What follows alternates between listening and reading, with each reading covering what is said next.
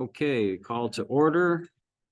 Binghamton Board of Electrical Examiners meeting on May 3rd, 2023. We have in attendance myself, Chris Schleider, Tim O'Neill, Jeremy Bell, Kevin McDevitt, Tom McIntosh. Bill Emmons will not be with us today. First order of business is to review the last meeting's minutes. A lot of stuff on here, so let's see. Read and approved the prior minutes. Reviewed an application for a Class A license for 1, 2, 3, 4, 5 guys. They were all approved. Reviewed an application for a Master C license for James Bobnick of Pleasant Valley Electric. We approved that.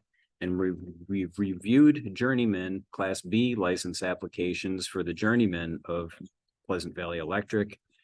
We concluded that we would not approve those applications and that they would need to take the exam to become Class A journeyman in the city of Binghamton. Motion was made, all agreed, and that was passed. Those were the happenings at the last meeting. Put these into the record now that we have them all nicely stated by Jeremy Bell. Motion to approve. Second, and all in favor. Okay, Aye. previous meetings minutes are approved and on the record. On today's agenda, we have a follow-up to the journeyman electric Class B licenses that we denied.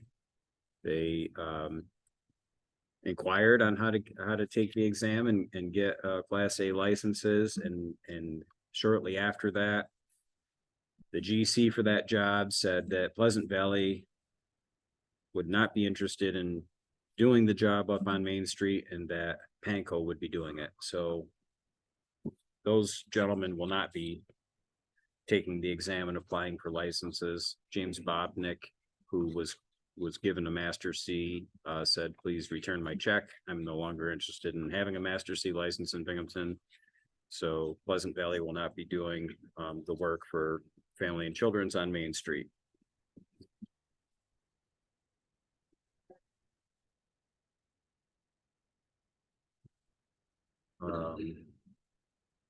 Next order of business is John Haddock, licensed electrician journeyman in the city of Binghamton. Had an injury in 2010, stopped working as a journeyman electrician and went to work for himself up in Oxford or Norwich as just a barber, opened a barber shop. But now he's approaching retirement and he's talking with the union hall and he's realizing that to be eligible for his retirement benefits, he needs 300 more hours, about 2.5 months of work. That's for his NEBF, yep. So he didn't keep his license in good standing with the city of Binghamton for over 5 years. And the code says that if you are in arrears, you can just pay up and pay a penalty and get back on track. But if it's more than 5 years, it needs approval from the board to see if he can do that. And so he has submitted his apprenticeship and licensing, qualifications from the union. They gave us a letter, notarized letter, saying that, he has 21,605 hours with the local union, that he worked from 1994 to 2011. So we know he was legitimately a licensed journeyman No, electrician. he worked for me. John's a good man. So Crazy, but what then we're voting to allow John to renew his license long enough to get his 300 hours. I make a motion that we allow him to do so. Okay. All in favor? I All right, approved. And then last order of business is the illustrious Jeremy Bell is moving on Friday the 12th and will no longer be our electrical inspector. We have an opening for an electrical inspector. And at this point, there is consideration of maybe not hiring an electrical inspector but hiring somebody under the title of building inspector, preferably with some electrical experience. Even journeyman is it's currently stated it has to be somebody who is licensed as a master electrician to hold that position. But if we determine that that is not necessary, that we could hire even somebody with journeyman experience to be a building inspector with a special knowledge of electrical systems, that might be a direction that we'd want to consider. So the question to the board is, without an electrical inspector for the city of Binghamton to perform final inspections and certify electrical work is done in compliance, we would be relying on Commonwealth and Atlantic testing and requiring all developers to get third-party inspections to satisfy the requirements. We currently do that with fire alarm systems. We currently do that with fire sprinkler systems. We don't certify those. We rely on Simplex Grinnell or Tom Brown or Hawnahee to do those inspections as witnessed by the fire marshal's office. Prior to, I don't know, Charlie Joslin or Doug Bernard. we had Brian Adi, who basically was a third-party inspector. He wasn't a city employee. He was funded by New York State Board of Fire Underwriters, but he had his office here in City Hall, but he didn't have really anything to do with the code office other than, And before him was Don Huff. yeah. So it's really going back to a way that it was done before. The only difference is those positions were funded by grants. Also, back then, you didn't have all these downstate guys showing up here trying to pull every trick in the book either. So that's, I mean, but that's the question then. I think that the only blowback we would get on that is saying, well, wait a minute, now you're passing this expense instead of the city providing it for free. You're passing the expense of the electrical inspection onto the developers. And I know a lot of people are thinking in their minds, you know, this is mom and pop, single family homeowner. You know, you're not only charging them $35 for a permit, but another $100 for the inspection. And my answer to that is it's really not mom and pop doing most of the work in the Bingham. It's the downstate guys who $100 isn't going to make or break their plan. So passing on that expense to the development community, I don't think is as big a concern for me as it might be for other people.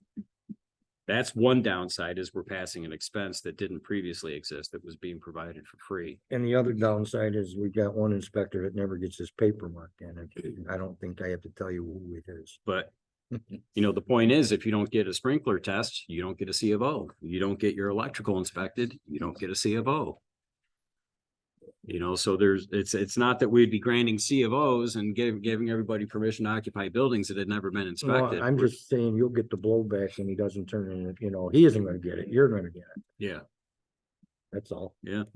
Well, and I mean, that's things to consider. You might, you know, we're not voting on this today. You might just think about this, you know, over the next month and come back in May and say, or in June and say, hey, I thought about it and I'm not comfortable doing that. I would only be comfortable if we designated just one of the inspection agencies to be our liaison in getting work inspected.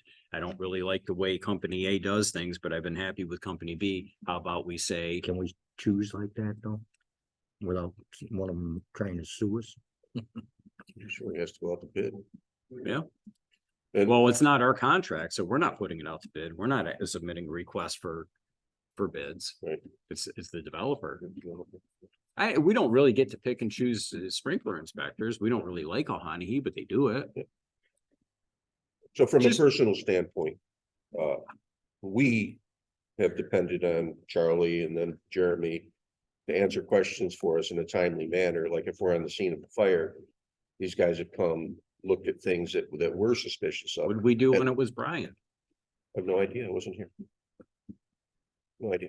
Yeah. I only know what it's been like the last 10 years since I've been here. Right. Well, you didn't have all the traps burned to the ground back then. Well, and that's the problem. There's so many electrical misadventures out there that have created fires or at least concerns for us if we go in on a med call Yeah. and you see extension cords running everywhere or some wiring that kind of might be okay in my house, but is it okay in this, 10-unit multifamily? Right. And Jeremy's been a large help. Yeah, that's a good point. I Charlie mean, was also, but Jeremy's been way more available to us, so. Yeah. So I just say we take a vote and deny his 2-week notice. All in favor? I second that. So it's just food So for that's, thought. that's just food Yeah. for thought for us, Yep. because we do count on Jeremy more so than And any of the other I'd like guys. to get Bill in on this discussion too. Bill's got a ton of background and experience. I mean, if you Well, have we make a decision. We're not even putting it, not even, offering it up for vote. I'm just thinking. And the two reasons why I want to do, why I consider doing this, is because it's been increasingly difficult to hire good qualified people. And, we're already without a building inspector. I mean, the whole building construction department is now Pat. You know what? I don't know how long we can go without inspectors. The other reason is because I offered the building inspector position to two people and both of them said, I don't want to do that. I'm out there blowing in the wind by myself. I don't have a team to work with like the property maintenance inspectors. And I think they perceive that as being a very, hard task and a lot of exposure to liability because And- we call them building inspector. And it seems like these Pat and Jeremy are independent contractors who pitch in a little bit, but aren't really building inspectors. So I'm trying to create the sense that this is a department that works together. If you're all called building inspector, And what's the other part that makes it difficult for you? The salaries. the salaries for sure.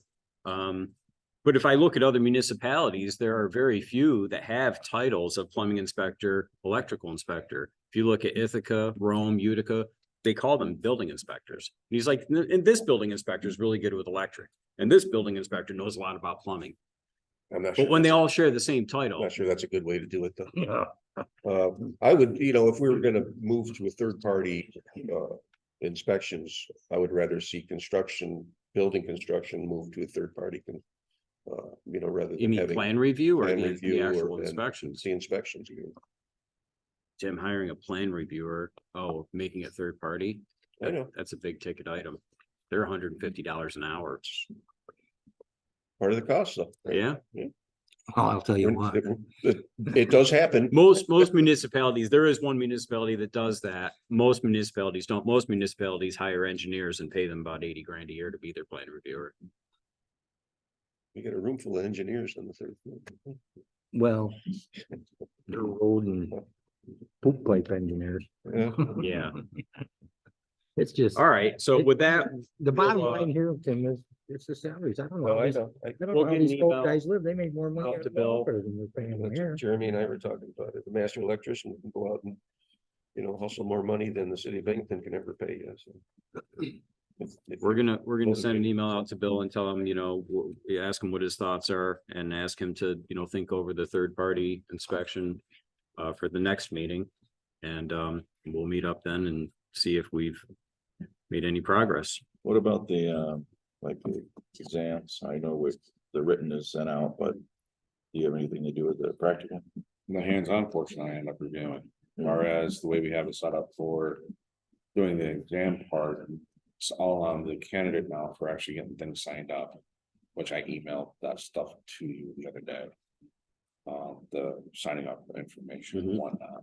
So For the once it written. comes for the written part, so once they actually comes to the board, it's if you approve them to take the second part, then somebody's gonna have to put this out. But then, it also is nice to have somebody to show up at this meeting who has knowledge of what's going on in the area. It might not. So if that position wasn't filled, would there be would that position be eliminated on this board? Yeah, it's a good question. Because somebody had to be end up picking up the second, so the secretary aspect of it. I just say. And somebody Okay. would have to witness the hands-on portion.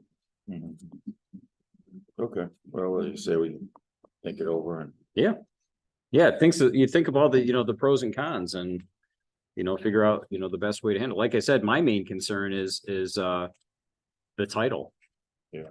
You could still be a master electrician. You could still be performing all the tasks that Jeremy performs, proctoring the hands-on exam, sitting in on these meetings. Even doing, final inspections instead of third party. I might change the title though. I might change the title to building inspector / electric. Because I honestly, I was shocked, but two people that I wanted to fill in as building inspectors just viewed it as a very isolated, 100% everything on their shoulders position. And it's because the other two titles kind of suggest that I'm not really doing what you do. I might help out a little bit with that one component, with that one trade, but I'm not here to like be part of the team. And it's not that he's not. That's the perception though, and I gotta change that because I got qualified people who are walking away from the job saying, it's just too much for one guy. Some of them don't want to assume, and rightly so. The liability, you want to prove something and it collapses. Yeah. Yeah, There's electrical bills, I'm kind of the only one out there, yeah, I got the board to come back to, or I can make a phone call, but I'm pretty much the only one out there on my own on that. But I which don't is have an issue, why it might be hard to fill your position. but at the If they're same looked time, I at don't as have an three issue. isolated positions, you might get a lot of people to shy That's- away from them. Well, even I code, think you go out to some of these traps, you don't know what you're gonna encounter when you get out here. There's a lot of crazy people out here running around. There's a couple at this table right now. I mean, look at your boy up there on South Washington Street where they just cleaned it out. He's out of his mind. You could go up there and he might shoot you. Oh, Machete Walsh, Yeah. Brenda. Then he went to next door neighbors and smashed all the windows out of their downstairs with a hammer. That's why he's sitting in Boone County Jail, I didn't know. Yeah, well, he's 3 months up in Boone County Jail at the present moment. Yep, there are crazy people. It's a hazardous job. Does he need a job? But, Go crazy and I give those guys credit going out to some of these places because you don't know what you're gonna encounter. Yeah, oh, Tom does it too, Yeah, right? dangerous. All right, to make a motion to dismiss. Second. Adjourn. Okay. I. Aye, thanks, Bob.